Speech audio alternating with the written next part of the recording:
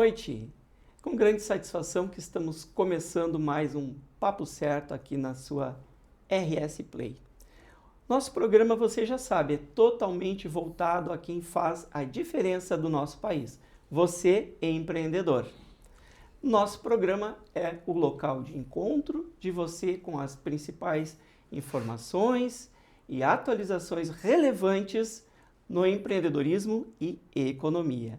Aqui temos muitos debates, análises e informações para impulsionar o seu negócio e a sua visão de mercado. Você pode nos assistir na sua televisão através do canal 524 da Claro ou, para quem tem a antena parabólica digital, no canal 524, mas também no nosso YouTube do Papo Certo e da RS Play e no Instagram @papocerto.com.br. Seja bem-vindo ao Papo Certo.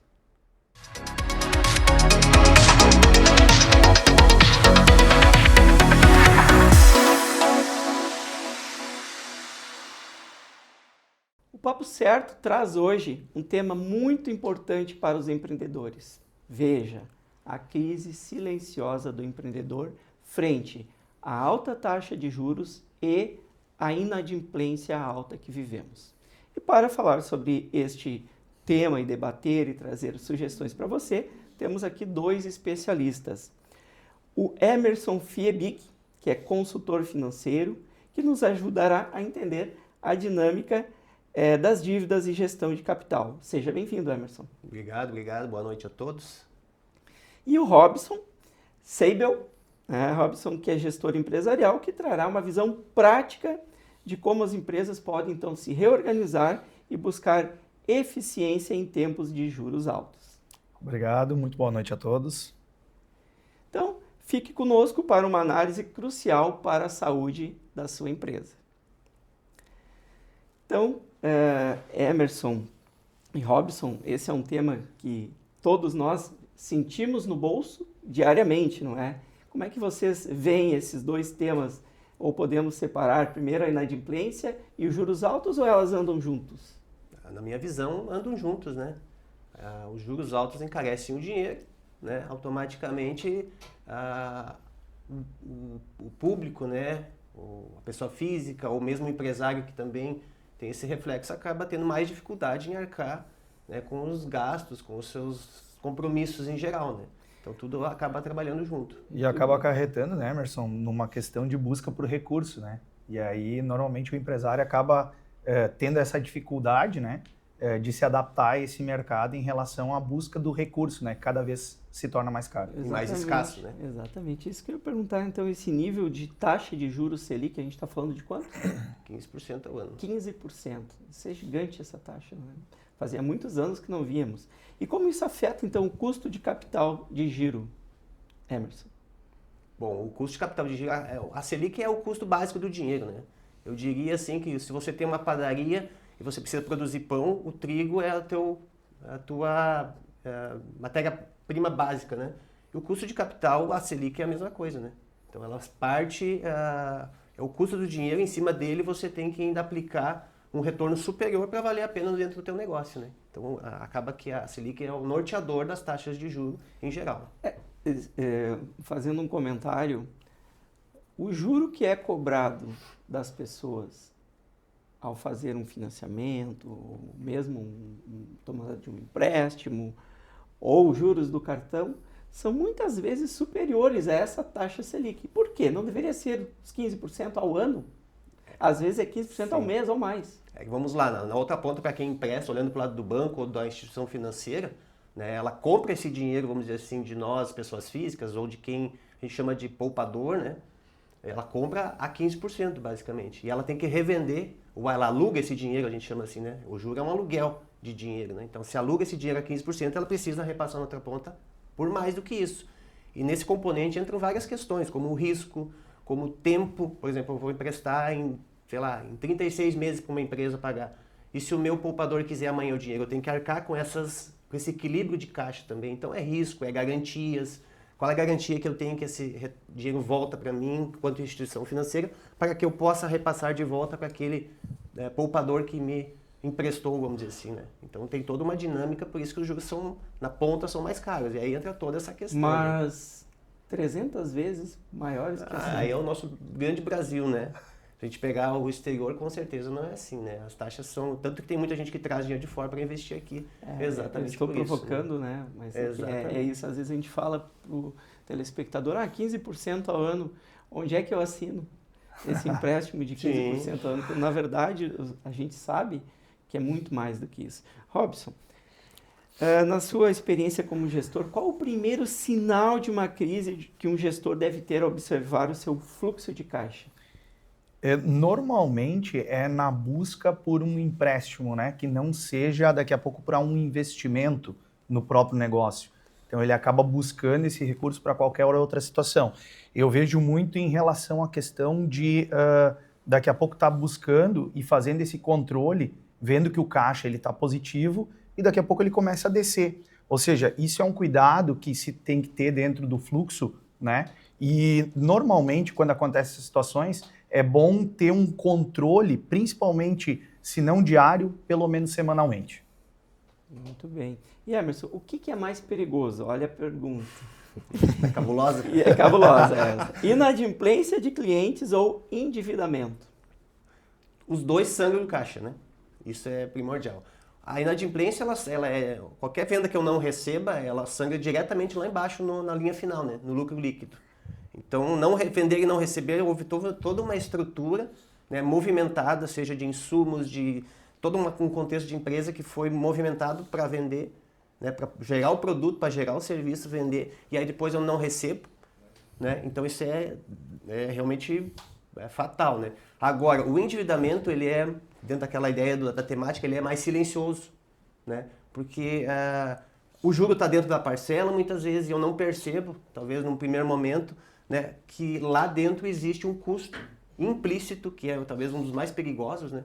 Existem os custos explícitos, onde eu vou lá, pago o meu boleto, pago o salário, pago o imposto, né? Mas tem custos implícitos dentro de uma operação que muitas vezes eles são mais perigosos do que o custo explícito, porque se a empresa não tiver um controle, uma observação sobre ele foge realmente de controle e prejudica drasticamente o caixa e o resultado da operação. Muito bem. E Robson, na sua opinião, qual é a principal falha de gestão que leva uma empresa à inadimplência? Investimentos, talvez, no negócio, né? Ou até a retirada desse recurso do caixa pelos sócios em algum momento não favorável, né? Como principal falha. Como principal falha. Olha que alerta importante. A gente, na verdade, às vezes se utiliza desse recurso da própria empresa para situações próprias, né? Então, acaba criando esse fluxo. Então, isso é um dos principais fatores, né, que a gente tem que observar em relação a essa questão. Muito bem. E quais as ferramentas financeiras, então, que temos aí que podem proteger contra essa alta da Selic? Bacana. A Selic, eu digo assim, ela pega todo mundo junto. Né? Ela não tem acepção de pessoas e de empresas, todo mundo está no mesmo barco. Né? Então, o que é o ideal? É a gente sempre estar prevenido. Né? É tipo contratar um seguro de carro, né? Você contrata para não usar, né? Mas se acontecer você tá coberto, tá mais tranquilo, né? Uma reserva. Uma reserva, né? Então entra nas ferramentas, principalmente fluxo de caixa, que o Robson já trouxe, né? Que é importantíssimo você ter um controle para ver como é que teu caixa está se comportando. E aí, obviamente, outras questões como análise de margem, né? Análise de faturamento, análise de ticket médio, número de clientes, todos os indicadores operacionais, né, que vão impactar no financeiro. Isso vale também para as pequenas e médias? Total. Porque...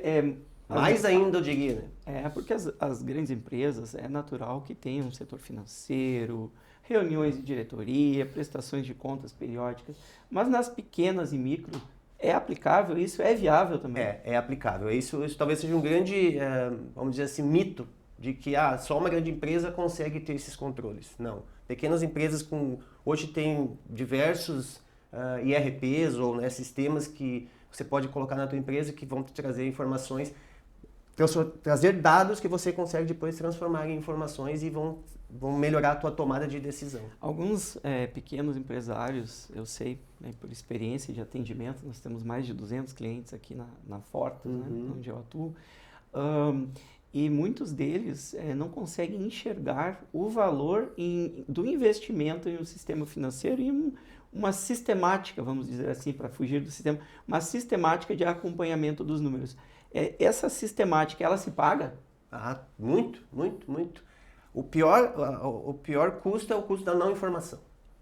Porque a tua decisão vai ser totalmente aleatória, baseada em instinto, baseado em os ventos de doutrina que o mercado vai trazendo, e você é totalmente influenciável e você não toma uma decisão racional, né? E o empresário não pode ser guiado assim dessa forma, né? Senão as decisões realmente são muito aleatórias e aí o resultado também vai ser aleatório. Muito bem. Robson, vou fazer uma pergunta que não é fácil de responder, mas acredito que com a sua experiência consiga. Como renegociar dívidas com fornecedores e mesmo assim manter o bom relacionamento? Eu acho que o primeiro ponto é entender que o fornecedor, ele não é só um fornecedor, ele é um parceiro nosso, né? Ou seja, ele é um parceiro de negócio. Então, o ideal é sempre a gente sentar com esse parceiro para ampliar os negócios, conversar com ele sobre toda a situação que está se passando dentro da empresa e se utilizando dessa questão para renegociar, para dizer o que tu está fazendo para realmente dar a volta, para realmente tu conseguir cumprir com a demanda que tu precisa. Então, eu acho que a palavra-chave nesse momento seria honestidade. Acho que honestidade e transparência é fundamental nesse aspecto com os teus parceiros de negócio. Excelente. Honestidade e transparência. Tá aí uma importante dica do Robson. E Emerson, outra pergunta. Aqui nós só temos perguntas boas para os nossos especialistas. Em que momento a empresa deve buscar uma ajuda externa, como, por exemplo, uma consultoria financeira que vocês prestam? Em que momento? Boa pergunta, realmente, né? Eu diria assim, quando você pensa em questões de tributos, você busca o teu contador ou um contador para tirar dúvidas, né? Você tem alguma situação jurídica, você busca um advogado. Né? Quando você tem alguma questão bancária, você busca quem? Né? Porque a maioria das pessoas, em geral, e de empresários em geral, eles não são especialistas em matemática financeira, né? Em mercado financeiro, né? E acabam muitas vezes tomando decisões de tomar empréstimos em condições de taxas ruins, garantias ruins, né? Que acabam imobilizando ele numa futura transação e muitas vezes até numa hora de fazer uma nova negociação com o banco está tão confortável que ele não tem necessidade de se abrir, né, para uma outra negociação, porque aquela que ele já está confortável, tem garantias, por exemplo, de recebíveis, de cartões, garantias reais. E o consultor consegue ajudar nessa negociação? Consegue, sempre consegue. A gente tem várias experiências, nós tivemos um caso marcante que a gente renegociou algumas transações bancárias e não foram assim. Claro, a gente tem que construir toda uma narrativa para chegar também no banco com, de novo, a mesma coisa que o Robson falou. Os parceiros, né? Os fornecedores, o banco é um parceiro de negócio. Sim. Né? Mostrar para ele o que está sendo feito e onde a gente está trabalhando, que a gente economizou mais de 4 milhões de reais, né? Numa única negociação, né? Bancária, de parceria normal, sem nada de jurídico, nada de revisional, nada dessas coisas assim. Transação normal, né? De negociação mesmo. Muito bem. E Robson, traz para nós, na sua opinião, qual a importância de ter um orçamento de vendas realista neste cenário que a gente está passando? É que, na verdade, ele é todo planejamento, né? Ou seja, ele é a base de um planejamento futuro. Né? A questão das vendas, ele é um planejamento. Então, a gente tem que ter esse cuidado, né? Esse cuidado do desenvolver, cuidar também para a gente ter uma gestão, né? Ou uma organização tributária, financeira, uma organização de contratação, enfim, todo esse planejamento ele deve ser seguido num sequencial. E ele não deve ter uma definição sozinho, né? Um eu defino. Ele deve ter uma definição em conjunto, em grande grupo, para que a gente possa realmente fazer da forma certa. É uma estimativa muito alta da possibilidade de vendas pode distorcer totalmente o resultado no final, né? Eu sei que o vendedor ele tende a ser otimista. Como todo empreendedor, senão não seria empreendedor, não é? ele é um otimista, mas tem que ser muito realista na hora de projetar as suas vendas, porque o resultado pode ser muito negativo, né? Perfeito. E esse cuidado ele é importante para as grandes empresas, né? Porque às vezes a gente faz uma projeção, especialmente, tanto as pequenas, médias também fazem, mas as grandes empresas acabam fazendo projeções em cima de feiras, de alguma projeção de coleção, né? E acabam não atingindo o objetivo e acaba não só frustrando em si, mas trazendo, então, um retorno negativo para o caixa da empresa. Se movimentou recursos que depois acabou não se concretizando em receita, né? Em receita. Emerson, parcelamento sem juros ao cliente ainda é uma estratégia viável? Olha, vamos lá, né? Uma taxa de 15% ao ano de Selic, né? Hoje você parcelar, por exemplo, em 10 vezes e vai ou antecipar esse recurso para ter teu caixa no dia seguinte, por exemplo, ou vai esperar durante 10 meses para receber parcelado, tranquilamente você tem de 15%, 20% de custo financeiro numa transação. Qual o negócio hoje que te entrega uma margem líquida lá no final de 15%, 20%? É muito difícil. Né? Então tem que tomar muito cuidado. Não quer dizer que não possa, tá? Mas tem que entender se o teu negócio permite, se a tua realidade permite, né? Porque senão você, de novo, a gente entra num custo implícito. Ah, mas eu vou receber os R$1.000 que eu parcelei nas 10 vezes, eu vou receber em 10 vezes. Mas esse caixa hoje, se eu fosse estar esses R$1.000 simplesmente numa aplicação financeira, já te teria rendido quanto durante esses 10 meses? Né? Então, quer dizer, tem que sempre estar olhando esse contexto, né? O contexto de quanto me custa, né? E quanto eu vou ganhar na ponta, né? Porque senão, de novo, a gente entra na ideia do custo implícito que ele tem que trabalhar junto a fornecedores, talvez, né? Para sim, também você ter tem que prazo de equilibrar, pagamento. sim, se você tiver a condição, mas 10 vezes, de novo, depende do tipo de negócio, é difícil você conseguir esse tempo com o teu fornecedor, né? Muito bem. E Robson, a redução de custos, né, deve focar em qual área inicialmente? Na verdade, a gente sempre tem que focar na questão das maiores contas, né? Eu acho que verificar realmente por onde está saindo, né? Se realmente está saindo de uma forma correta, condizente, reorganizar, né? Fazer uma reorganização nessas grandes contas e talvez seja uma análise que a gente faz em relação ao cuidado, né? De como tu vai utilizar esse recurso, mas também no cuidado do que tu vai entregar. E aí a necessidade de tu entregar algo com qualidade, ou seja, que o cara lá da ponta não perceba esse corte que tu acabou fazendo nessas contas, né? Que automaticamente ele possa, não perca, o cliente final não perca qualidade, não perca nada em relação ao processo do produto que tu vai entregar. Muito bem. E Emerson, tu já trouxeste aqui algumas dicas, mas como o consultor financeiro ele pode auxiliar numa reestruturação de dívida bancária?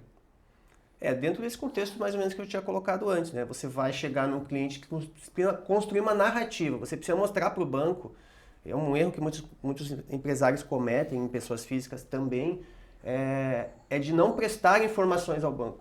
O banco, como o nome diz, crédito vem de acreditar, o banco precisa acreditar naquilo que você, como empresário, como pessoa física, está propondo para ele. Como você pretende pagar?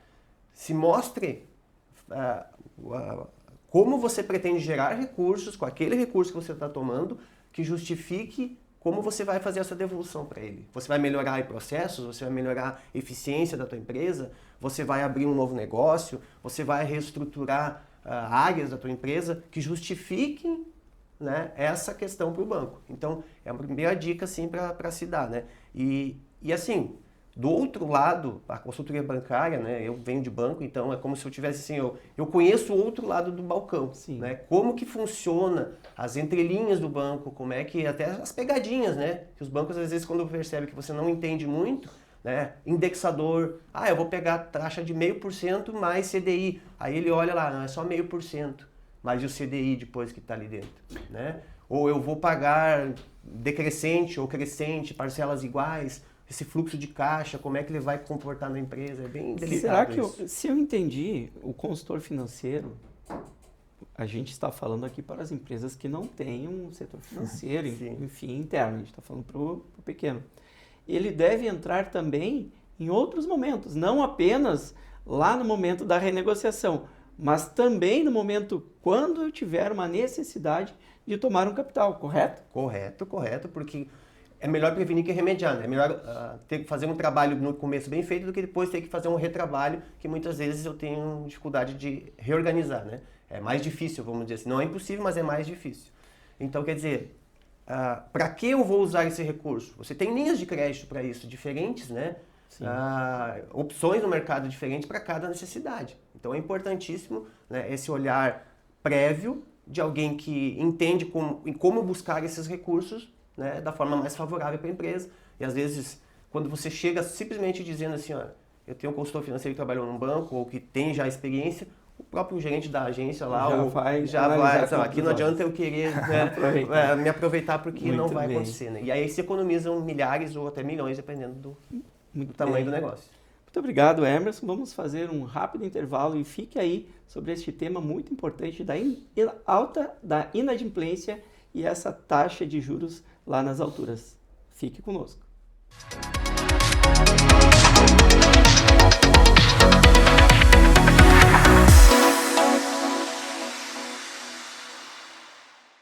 Estamos de volta com o Papo Certo e neste bloco vamos continuar falando sobre a crise silenciosa do empreendedor frente à alta taxa de inadimplência e taxas de juros lá nas alturas. Então, dando seguimento, Robson, existe um momento ideal para buscar crédito mesmo com juros altos? Eu acho que não existe um momento exato, né? Mas quando tu faz uma programação, uma reorganização, tu consegue realmente adquirir de forma muito mais barata. Existem linhas de crédito dentro de bancos ou até mesmo em administradoras de consórcios, né? Quando a gente fala em crédito barato hoje, no cenário atual, a gente vem trazendo a ideia do consórcio em si. E aí tem que se calcular bem, porque na verdade, quando tu busca um crédito, ele necessariamente precisaria ter o quê? Ele precisaria ter um custo menor do que o custo que tu tem hoje. Então, automaticamente, tu precisa ter um crédito maior, né, para que cubra essa despesa, e a taxa que tu vai pagar lá tem que ser menor do que o custo efetivo atual. E aí, automaticamente, ela cobre essas despesas. Então, para quem planeja, paga muito mais barato. E aí entra a situação. Hoje, o empresário, o pequeno empreendedor e o médio empreendedor, eles estão buscando um recurso barato de mercado, que é a questão do consórcio. Quando a gente fala da Selic em alta, o consórcio ele se sobressai em muitos momentos. Né? Muito bem. Emerson, agora talvez não seja bem a sua especialização, mas eu sei que no seu dia a dia você vê muito isso. Qual é o impacto psicológico da crise no empreendedor e como lidar com este impacto? O impacto maior, na minha visão, é de confiança. Né? O empreendedor ele perde a confiança e a convicção naquilo que ele já faz, naquilo que ele está fazendo, e aí isso mina a empresa dele, o seu time, inclusive. Né? E aí ele perde a segurança nas suas decisões, e isso é extremamente complicado. Né? Ele não sabe mais se ele amplia, se ele reduz, se ele corta custos, se ele busca diminuir margem para ganhar mercado, então é bem delicado. Mas é essa questão de confiança mesmo, acho que é o que... Autoconfiança. É a autoconfiança e a convicção daquilo que ele... Qual é o passo que eu vou dar agora? Né? Então, de novo, formação de cenários muitas vezes antecipados. Né? Olha, se acontecer tal coisa, quando acontecer tal coisa, como é que eu vou, né, trabalhar? Eu estou... às vezes com caixa seguro que me dê tranquilidade para passar por esse período. Aí volta a ter segurança. Volta a ter segurança e convicção e confiança naquilo que faz. Né? Então, você empreendedor que está passando por essa dificuldade de confiança, planejar é o melhor caminho. E analisar cenários, né? Realmente montar cenários e fazer ele tomar a sua decisão com mais segurança. É o famoso, né? Trabalhe pensando em conquistar o melhor, mas se prepare para o pior. Né? Isso também pode acontecer. Mas aí vai estar preparado. Vai estar preparado. E Robson, esta pergunta aqui é uma pergunta que pode não ter uma resposta, mas vamos lá. O que é mais eficiente? Cortar gastos com pessoal ou reduzir o investimento em marketing? É uma excelente pergunta, né? A gente brincou antes fora do ar aqui, que é a ideia de daqui a pouco cortar o cafezinho ou o ar-condicionado, né? E aí vai depender muito do contexto, né? Do contexto da própria empresa, do contexto do próprio negócio. Depende muito de fatores, né? Porque a gente sempre fala, pessoas geram talvez o maior custo dentro de uma empresa, né? Pessoal, enfim, folha de pagamento. Mas a gente também tem que analisar quem gera esse retorno para a empresa. Então, se a gente está gerando lucro, se a gente está gerando retorno, é difícil tu cortar em um ou em outro, né? Então, a análise ela tem que ser bem interna, ela tem que ser cuidadosa, para que daqui a pouco tu não corte em alguma coisa que estava te dando retorno. E tu fique sem esse retorno para cobrir a outra ponta. Então, é um cobertor muito curto, né? Ou tu tapa a cabeça ou tu tapa os pés. Então, tu tem que ter esse meio termo e essa flexibilidade para ter esse cuidado para daqui a pouco não estar cortando no lugar errado. Muito bem, então não temos a resposta. Se cortar gastos com pessoas ou marketing. Muito bem. Agora vem outra pergunta para o Emerson. O que deve priorizar? O pagamento do principal da dívida ou os juros? A dívida em si, ela não é nunca pode ser olhada assim. Eu tenho dívida, é ruim. Dívida por si só não é ruim. O que é ruim é ter dívida ruim. Né? E quando a gente fala de dívida ruim, é uma dívida que tenha altos gastos de juros, né? Ou comprometa o teu caixa mensalmente de uma forma penosa demais. Então, se os juros forem baixos, pague só os juros. Baixos no sentido assim, o juro que eu pago é menor do que o retorno que eu faço com esse dinheiro dentro da minha empresa, ok, pago só os juros. Né? Agora, se realmente o meu juro é muito alto frente àquilo que eu gero de retorno com esse recurso aplicado na minha empresa, o mais rápido possível me livrar disso é melhor. Né? Claro, de novo, sem você tomar decisões, nunca é 8 e 80, eu digo assim, na gestão de uma empresa. Né? Você tem que saber fazer a leitura adequada. Mas assim, juro baixo, pague os juros. Se você tem juros muito altos, procure sanar o principal, porque é ele que gera esse juro alto. Né? Que foi aquilo que a gente falou em recursos, né, Emerson? A gente falou agora há pouco de recursos do governo que vieram através do Pronamp, por exemplo, né? Que lá no início se tomou um recurso barato, né, a 2% mais a Selic, que estava a 2%, e hoje com a Selic a 15% mais os 2%, nós estamos falando que acabou alavancando para 17% de taxa, né? Fora as entrelinhas, enfim, mas gera um custo muito maior em relação a isso. Então, é melhor, e muitos empresários, pequenos e médios empresários, fizeram o quê? Buscaram recurso de alguma forma para fazer uma quitação. Porque se não fizesse a quitação, talvez oneraria muito mais as empresas. Exatamente. Excelente. Robson, na sua visão como gestor, como manter uma equipe motivada diante de uma crise financeira? Eu acho que para a empresa, quando a gente fala em relação à equipe, a gente tem diversas formas dentro da própria empresa, né? Quando a gente fala numa equipe específica, se ela não está na linha de frente, talvez a gente tenha que blindar ela, né? Ou seja, a informação ela não precisa chegar num contexto geral.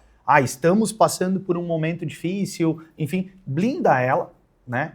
E continua engajando, porque provavelmente esse setor que tu blindar, ele vai continuar performando, né? Ou seja, tu vai continuar trabalhando a performance dessa equipe, desse movimento, para que ela, como um todo, possa continuar exercendo o papel dela com maestria. Excelente. E Emerson, qual o risco, então, de tomar novos empréstimos para cobrir dívidas antigas? É um efeito bola de neve, né? Famoso bola de neve, né? Então, o que acontece na gestão e a gente vê isso com muita frequência, né? A empresa está com alguma situação operacional que talvez no primeiro momento ela nem detectou ainda, deficitária, aí ela toma um capital de giro, aí ela dá um fôlego, passa um tempo, ela de novo se sente com o caixa apertado, vai lá e toma um novo crédito, e assim sucessivamente, até que uma hora os bancos fecham as torneiras e ela achou que era infinito, né? Ou as parcelas começam a ficar tão grandes. A gente teve situações onde a gente chega numa empresa, ela tem uma estrutura de custo fixo e lá na outra ponta ela tem uma estrutura de parcelas a pagar do mesmo tamanho. É como se ela tivesse uma receita e duas estruturas para sustentar. Aí a gente chega num momento bem complicado, né, de organizar. Mas assim, é importante ter esse cuidado para você não gerar outras dívidas em cima de dívida e você depois não está num momento que você não consegue mais pagar. Né? Mas tem uma situação em que tomar um novo empréstimo para pagar uma dívida antiga é bom? Tem, desde que você reorganize condições melhores, né? Taxas de juros, por exemplo, de garantias.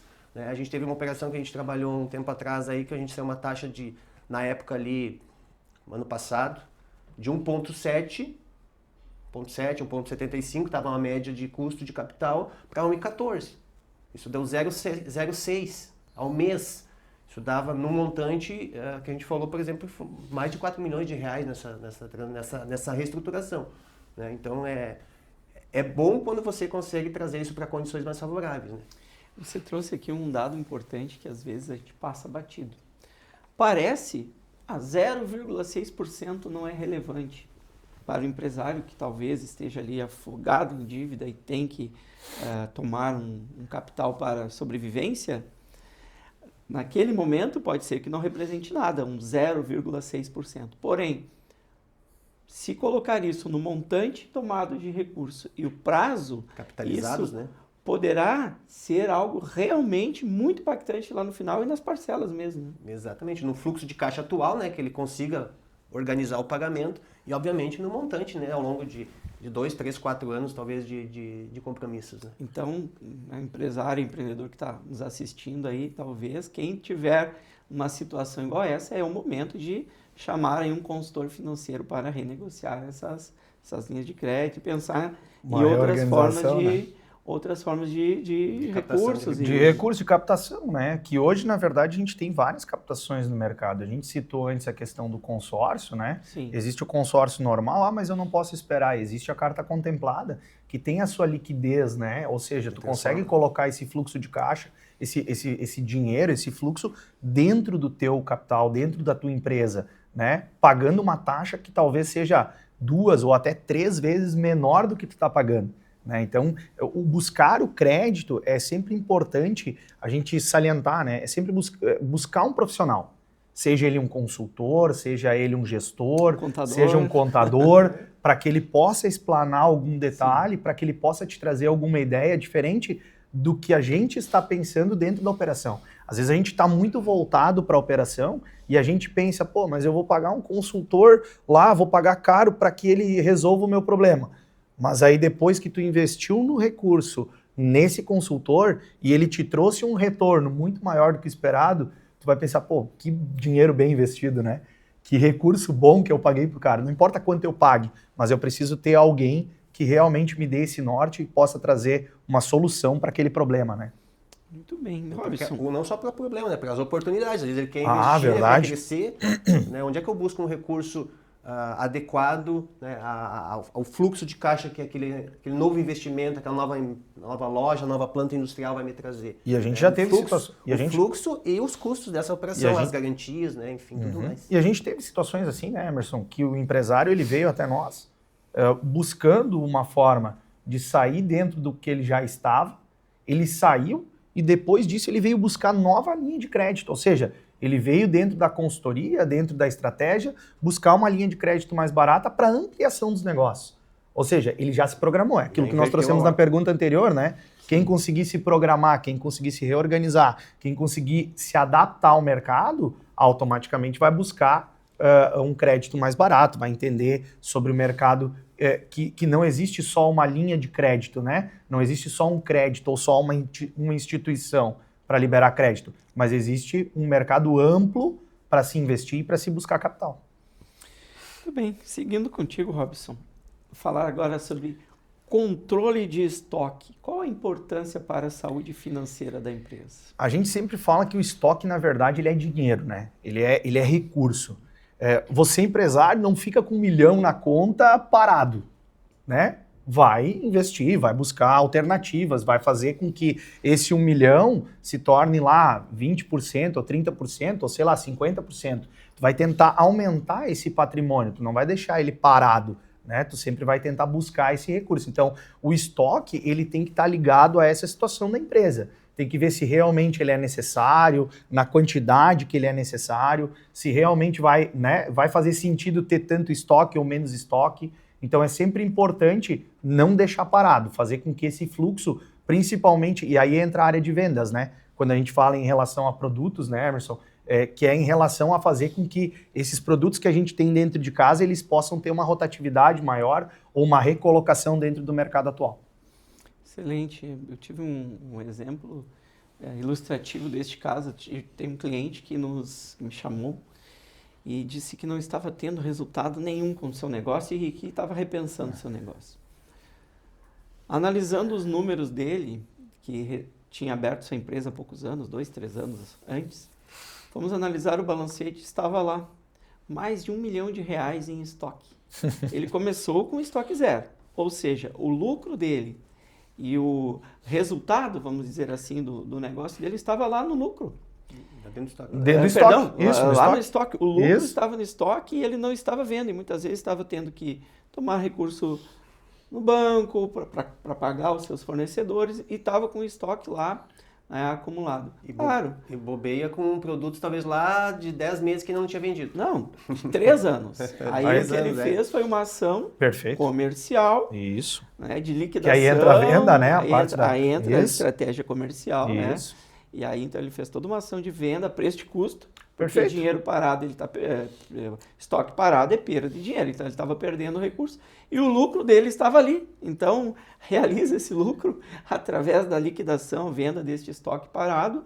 E hoje ele tem um estoque bem mais atual, o estoque da estação, ele reduziu a estrutura dele de estoque também, ele tinha muita coisa parada, que é dinheiro parado e tomando recurso fora. Né? E transforma em liquidez, e essa liquidez talvez possa liquidar algo que estava dando um prejuízo enorme para a empresa, né?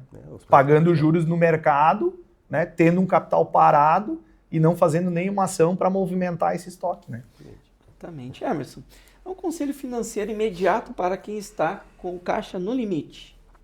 No limite, no primeiro momento, né, precisa buscar algum recurso, né? De alguma forma mais rápida, né, vamos dizer assim. Mas olhando já um pouquinho assim a médio prazo, exatamente esse tipo de olhar, né? Eu tenho que olhar para dentro do meu negócio e entender o porquê eu estou com o caixa tão baixo. Qual é o motivo de estar com esse caixa baixo? É uma estrutura de vendas ineficiente, que não está gerando a receita necessária? É um estoque alto que está consumindo o recurso de caixa que talvez eu estou deixando lá parado? Enfim, eu preciso mapear os motivos, os porquês esse caixa está baixo. É margem? Talvez eu estou vendendo bastante, com uma margem tão baixa que não está cobrindo o meu custo, né? E aí eu estou começando a ter caixa negativo todo mês, daqui a pouquinho já não consigo nem pagar as contas de salários ou tributos ou coisas do tipo, né? Fornecedores e tudo mais. Então sempre assim, no primeiro momento, óbvio, sana o caixa, mas busca entender, senão você vai... É um pingo d'água numa chapa de fogão quente. Ela vai evaporar rapidamente se você não ir lá na origem do problema. Não pode tratar... Eu sempre brinco assim que o financeiro ele é só reflexo. Eu brinco também, sei que é uma fala que eu uso bastante, que é o financeiro é o mensageiro do caos. Né? Porque o número você pode achar ele bom ou ruim, mas ele não mente. Né? Você pode não gostar dele, né? Bater o pé, espernear, mas o número está ali. Ele não e a aceita. gente está falando de caixa, porque às vezes a contabilidade está demonstrando esta realidade, mas muitas vezes o empreendedor, o empresário, ele não quer enxergar a contabilidade. Sai para lá com esse balancete ruim. Só que o caixa, o banco, esse não mente. Esse não mente. Então ali é um grande sinal do que algo tem que ser feito. Eu uso uma expressão que é o empresário avestruz, né? Ele enterra a cabeça no chão para não enxergar o que ele não gosta. Mas isso não resolve o problema. A gente está às portas da reforma tributária e a gestão financeira ela vai ser crucial para todos que quiserem sobreviver a esta nova fase que virá pela frente. Então, bastante atenção. Robson, uma pergunta. Qual a principal lição de gestão que se aprende em um período de crise como este, com a alta inadimplência e taxa de juros altas? Acho que a gente fala, talvez a principal palavra, a gente pode trazer a questão da resiliência, né? Eu acho que o empresário ele tem que ser muito resiliente, ele tem que ser muito persistente, né? Nessa questão, e aí a gente fala, né? No caos é onde surgem algumas oportunidades, né? A gente falou sobre a pandemia, a gente falou sobre enchentes aqui no Rio Grande do Sul, e a gente teve vários momentos em que o próprio empresário, ele trouxe nesse contexto uma resiliência, uma persistência, né? E aonde que muitos buscaram se inovar. O que estava bom foi mantido e o que estava ruim acabou se moldando. Ou seja, a gente buscou inovar, a gente buscou trazer coisas novas, né? Nesses cenários, normalmente, não é o mais forte que ganha, né? Então Se adapta melhor. exatamente, é o que se adapta melhor. Essa frase já existe, né? A gente é clichê falar sobre isso, mas é em relação a esse contexto. Então, a gente tem que se adaptar. A gente precisa se adaptar. A gente não pode dizer, não, eu sou o mais forte. Não, eu sou o mais adaptável nesse momento. Porque nesse momento a gente tentou buscar alternativas, e aí a gente fala da pandemia, né? Que aí as nossas mídias, né? O nosso marketing, as nossas mídias, acabou ampliando muito esses horizontes. Acabou se ampliando. Antes era mais o corpo a corpo, a conversa informal, o cafezinho, enfim, que resolvia os negócios. Todo mundo sentava numa mesa de negócio e resolvia. Quando veio a pandemia, todo mundo teve que ficar resguardado, e aí começou as videoconferências, né? A gente começou a se adaptar. Ou seja, quem se adaptou a esse mercado acabou evoluindo, né? Tivemos muitas crescentes dentro desse mercado, dos mercados, né, de negócios, através da questão das mídias, né? Mas todo mundo teve que se adaptar. Desde o cara de 18, que estava lá nas mídias já, até o senhor de 60, 70 anos, que era o senhor da pastinha debaixo do braço, do negócio corpo a corpo, enfim. Então, eu acho que a resiliência hoje ela é muito importante, principalmente no nosso país, né? E complementando o que o Robson coloca, assim, uma dica para o empresário mesmo, né? Procure montar um negócio que não esteja engessado. Porque se você monta um negócio que é engessado, que só funciona de um jeito, qualquer movimento de mercado diferente você está fora. Você fica perdido, perde convicção, perde confiança, perde dinheiro e perde a tua empresa no meio. Então, procure montar uma empresa de uma forma que você consiga se adaptar conforme as necessidades. Né? Excelentes dicas. E antes de irmos para a finalização do nosso programa, vamos fazer uma reflexão importante sobre a saúde financeira da sua empresa. Passa primeiro pela sua saúde financeira. E por isso, então, o Papo Certo, ele está trazendo aqui para nós dicas de ouro de educação financeira pessoal. E nós recebemos um vídeo do Matheus Oca, que ele é planejador financeiro da Fire de São Paulo.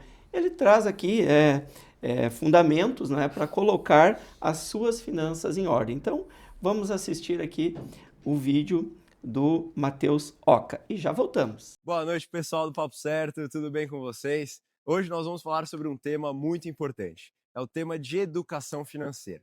Eu tenho certeza que tem muitas pessoas aqui que querem guardar dinheiro, que tentam guardar dinheiro, mas no final do mês o saldo é sempre negativo e acaba enfrentando uma grande dificuldade quando se trata de finanças e de conseguir guardar dinheiro. E hoje eu vou falar para vocês algumas dicas práticas para a gente conseguir mudar isso antes do final do ano e começar o ano com o pé direito. Existem alguns vilões financeiros que atrapalham muito o nosso dia a dia. Então, algum deles, quais são? A falta de clareza nos gastos. As pessoas não têm noção, não têm controle, não anotam, não fazem planilha, não sabem o quanto entra, o quanto sai no final do mês. Um outro vilão também é a parte do cartão de crédito. Tem muitas pessoas que acabam se perdendo no cartão de crédito, gastando mais do que devem. Afinal, muitas vezes o limite é muito maior do que o seu salário.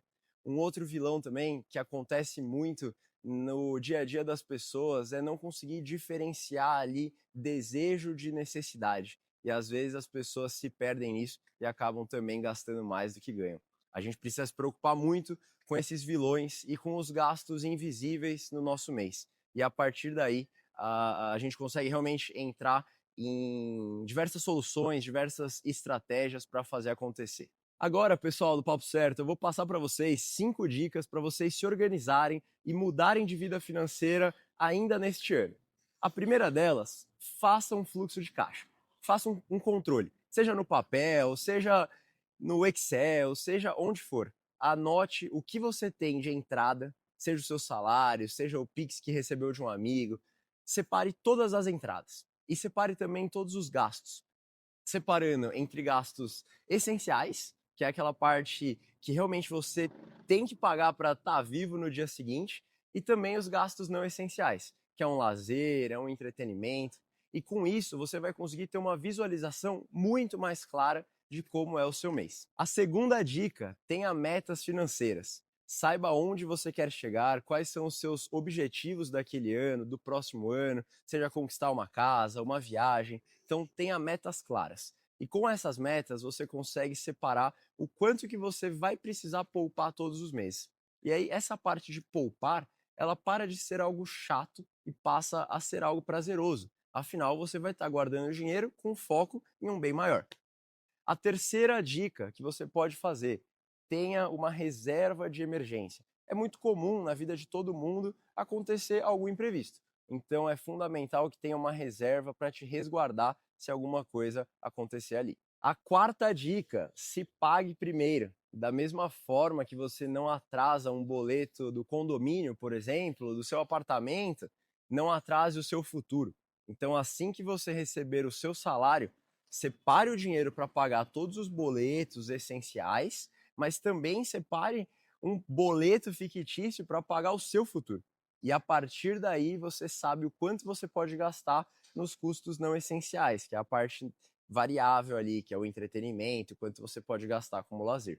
E a quinta e última dica: procure a ajuda de um profissional. Da mesma forma que as pessoas, se ficam doentes, procuram médicos, se o carro quebrou, procura um mecânico, busque um consultor financeiro, uma pessoa que vai te ajudar, te orientar, te dar as melhores estratégias, as melhores dicas para o seu contexto com base nos seus objetivos. Organizar as finanças não é sobre cortar os seus prazeres, e sim você gastar com muito mais inteligência, com muito mais sabedoria e com muito mais planejamento. Então, se você ficou tocado com essa mensagem, se você gostaria de melhorar algum ponto nas suas finanças, busque a ajuda de um profissional, de um consultor financeiro e comece a pensar mais no seu futuro e pensar que o que você pode abrir mão hoje para conquistar algo muito maior lá na frente.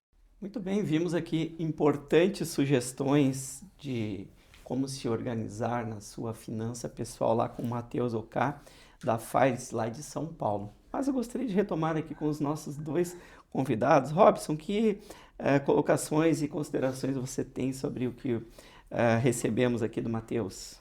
Quando eu ouvi o Matheus falar, eu me lembrei quando nós montamos a nossa empresa, né? A SS Soluções e Investimentos, que foi a ideia de trazer algumas soluções de mercado para o nosso cliente, né? E dentro dessas características, a gente hoje trabalha muito forte alguns métodos, né? Possibilidades de investimento, de planejamento, de cuidado com o nosso dinheiro, né? Então, é importante salientar o que ele falou em relação a todo o contexto, né? De dizer o seguinte: pô, eu preciso poupar nisso, preciso organizar o meu financeiro nessa situação, e a gente se utiliza muito, e aí eu falo pessoalmente sobre isso, né? Eu utilizo muito o método 50, 30, 20, que são 50% de tudo que se ganha, a gente paga as contas, a organização que a gente tem mensalmente dentro das nossas despesas, né? As despesas fixas, aluguel, luz, água, enfim, todas essas questões. Os outros 30% eu utilizo para coisas que eu vou, para uma reserva de emergência, para alguma situação de viagem, para algumas situações mais corriqueiras, né? Que não sejam essenciais, que por um acaso eu posso deixar de lado para utilizar esse recurso para alguma situação. E os 20% são para investir, ou seja, para investir, para poupar, para guardar, para ter esse recurso, seja com uma liquidez mais imediata, seja através de uma carta de crédito, de um consórcio, né, para que a gente possa planejar com cuidado esse nosso próximo passo, né? Porque a gente tem que realmente cuidar um pouco do nosso dinheiro e do nosso recurso. Excelente, muito obrigado, Robson. Emerson, olha, colocações sobre... Na verdade, esse vídeo daria muito pano para manga, né? Porque traz realmente questões bem importantes, né? Quando ele coloca assim, essa questão de imprevistos, né? Eu digo assim, o imprevisto ele é previsível, a gente só não sabe o dia que vai acontecer, né? O dia que a TV vai queimar, que a geladeira vai dar problema... Mas que vai. Vai, né? Então, quer dizer, na empresa não é muito diferente, né? Às vezes a gente não se dá conta, por exemplo, de máquinas que eu vou precisar repor, de equipamentos novos que eu vou precisar comprar porque os outros vão se tornar obsoletos. Então, tudo isso também é formar reserva de emergência e planejar até mesmo a obsolência da sua própria empresa, né? Então, entra muito nisso. Então, a dica é: faça realmente esse planejamento olhando para toda a tua empresa, não apenas para um aspecto dela, né? E pessoalmente também. Pessoalmente também, né? E é onde entra também, então, né? Falando um pouquinho da questão da consultoria, né? Sim. Que entra o meu trabalho bastante forte em negócio. A gente também trabalha um pouco com pessoas físicas, né? Mas essencialmente com negócios, que é exatamente ser né, a guia finanças, né, que eu trabalho, é ser o guia financeiro desse pessoal para que eles possam enxergar coisas que hoje eles não enxergam, né, ver coisas que eles não veem, para que também tenham resultados positivos, né, no seu futuro, né, é a prosperidade do agora e a prosperidade do amanhã, nesse sentido. Então, eu quero agradecer de coração aqui aos nossos queridos convidados, o Robson e o Emerson, pela sua participação aqui no Papo Certo, e essa cadeira aqui estará disponível para vocês, para recebê-los em outros momentos aí. Muito obrigado. Muito obrigado. Bom, o Papo Certo então chegou ao final, agradecemos a sua audiência e preferência, espero que tenham gostado do nosso debate de hoje. No próximo episódio, voltaremos com o tema da cibersegurança, o segredo para a proteção do seu negócio. Até lá e tenha um excelente final de noite.